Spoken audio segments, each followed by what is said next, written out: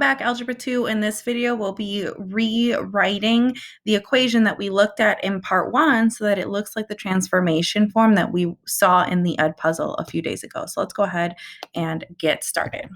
Okay, so that structure, if you guys remember from our Ed puzzle video that was, seems like a forever ago, I'm going to rewrite that structure here. So f of x equals a divided by x minus h plus k. So this is the transformation structure of our rational function. And right now, our original equation does not look like this. The original equation we were given was given to us in this structure.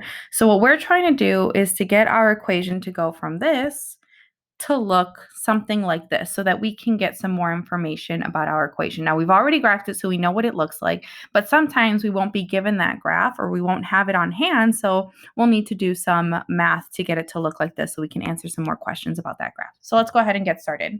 We're going to need to use some long division. So we're going to do x minus 1 divided by x minus 2. And if you remember back from our long division unit, we're just going to go ahead and start doing that. So how many times does x go into x? Or what is x divided by x? Well, x divided by x is just going to be 1. Let me write this as a different color. So 1.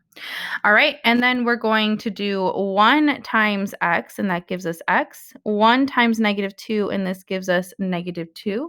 All right, and then what we're going to do is subtract.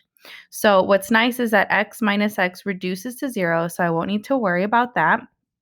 And then we have negative 1 minus negative 2, and that is going to give me a positive 1.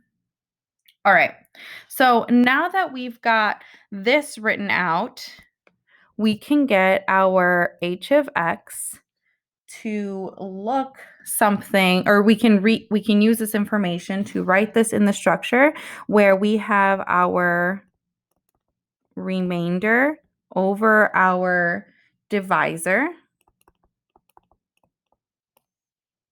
plus our quotient. And so our remainder was this blue one right here, so that's going to go in our numerator. Our divisor was the x minus 2, so that's going to come in our denominator. And our quotient was 1, so that's going to come out here. So we can just plug those pieces into our quote-unquote formula here, and we get something that looks like this. So 1 over, our divisor was x minus 2, so x minus 2, and our quotient was 1. So we're going to put that 1 right here. So as a reminder, here is our quotient.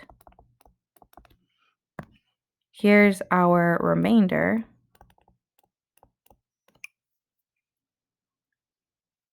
And here is our divisor.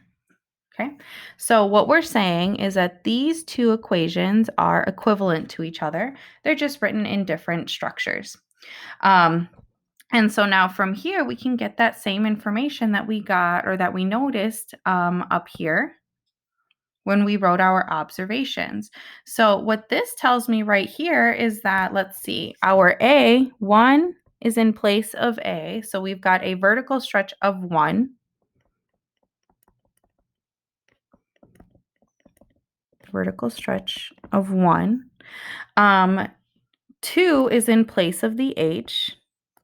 So that tells me we've got a shift or a translation where we went to the right 2. And the number that's in place of K is the 1, which tells me our graph shifted up 1. And so then this part right here is how we answered, is what we wrote up here. And so let's just go ahead and confirm that one last time on our Desmos. So I'm going to go ahead and type that equation now. in one line that's below that. So y equals 1 over x minus 2 plus 1. So we can see that the red and the green equations or the green functions lie right on top of each other. So that confirms that we did that correctly. So I'm going to take away that red one for right now. And we can also confirm now and see that the graph was shifted to the right and up. So again, I'm going to take the new transformed function away, and that's the original. And this one was the one that we were given. So it was shifted to the right and it was shifted up 1. So we can write that in our notes right here. And we can go ahead and start off on doing example 1.